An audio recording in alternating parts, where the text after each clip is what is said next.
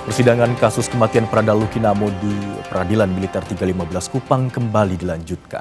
Hari ini, seorang anggota TNI dihadirkan sebagai saksi.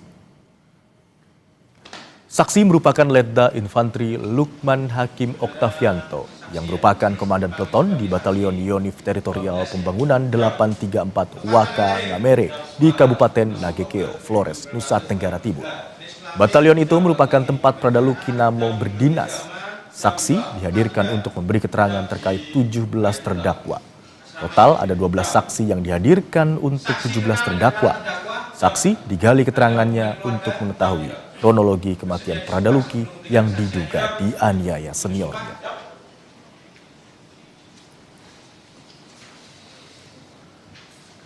Sementara itu, usai dilaporkan ke Denpom Kupang soal dugaan pelanggaran disiplin, ayah Prada Lukinamo, Pelda Christian Namo, berencana menempuh jalur hukum. Kuasa hukum Pelda Christian Namo, Rika Permatasari, bilang pihaknya akan melapor ke Komnas HAM dan meminta perlindungan LPSK merespons laporan pelanggaran disiplin kliennya. Rika menilai pernyataan dan rem Brigjen Hendro Cahyono soal pelanggaran disiplin Pelda Christian Namo tidak tepat di tengah situasi klien dan keluarganya yang tengah berduka. Menurut Rika, laporan pelanggaran disiplin militer kliennya bisa membuat persidangan kasus kematian Prada Luki bias.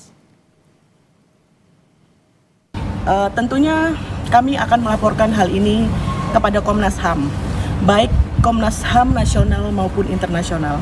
Itu akan kami tempuh sebagai upaya hukum, dan berikutnya juga kami akan meminta perlindungan hukum dan pendampingan psikologi dari LPSK. Informasi selengkapnya mengenai persidangan kasus kematian Prada Luki yang menghadirkan saksi untuk 17 terdakwa akan disampaikan jurnalis Kompas TV di Putu Trisnanda dan juru kamera Roy Ilman. Selamat siang Putu. Bisa diceritakan mengenai jalannya sidang dengan kesaksian komandan peleton tempat mendiang Prada Luki bertugas yang berlangsung hari ini?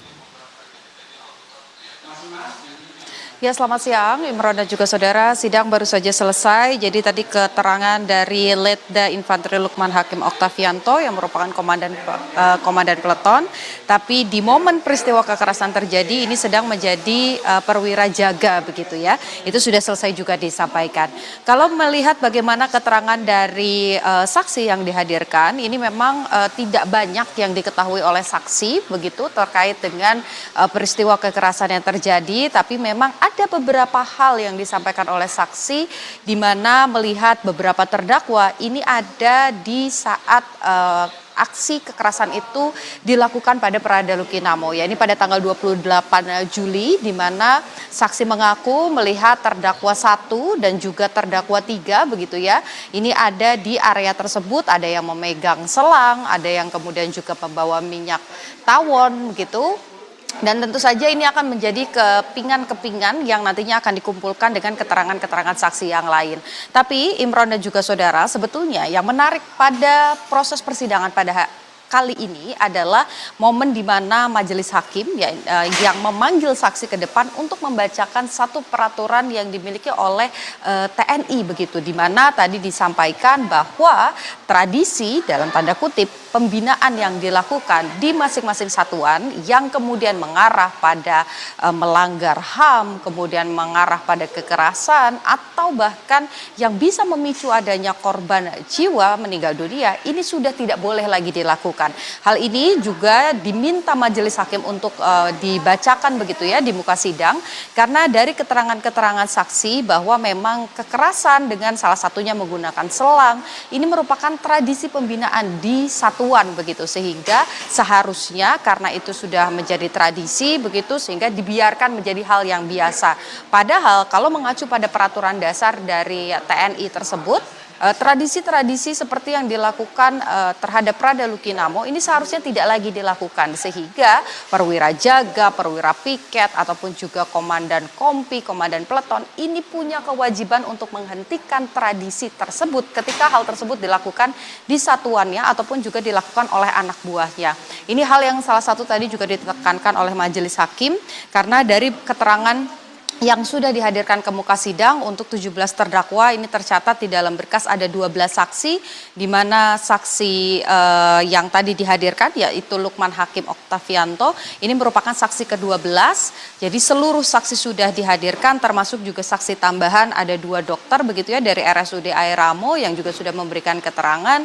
Beberapa diantaranya kita kesampingkan dulu yang dokter begitu, tapi dari anggota-anggota TNI dari Batalion tempat Pradaluki berdinas. Ini memang seolah ada pembiaran begitu dengan alasan pembinaan dari senior kepada junior. Padahal kalau mengacu pada peraturan yang sebelumnya, aksi kekerasan dalam bentuk apapun ini tidak boleh dilakukan. Ini tentu saja akan mempengaruhi bagaimana nanti keputusan hakim begitu ya, kalau melihat ada pasal yang dituntut atau didakwakan kepada terdakwa, khususnya 17 terdakwa yang hari ini bersidang. Ini merupakan pasal 131 di mana anggota militer yang kemudian melakukan aksi kekerasan yang berujung pada kematian, ini poin demi poinnya atau unsur demi unsur di dalam pasal tersebut ini lambat laun begitu ya, kalau kita ikuti jalannya proses persidangan yang sudah 3 pekan ini mulai memenuhi unsur begitu. Jadi kalau di dalam hukum ada beberapa bagian dari pasal yang harus dibuktikan untuk meyakinkan majelis hakim.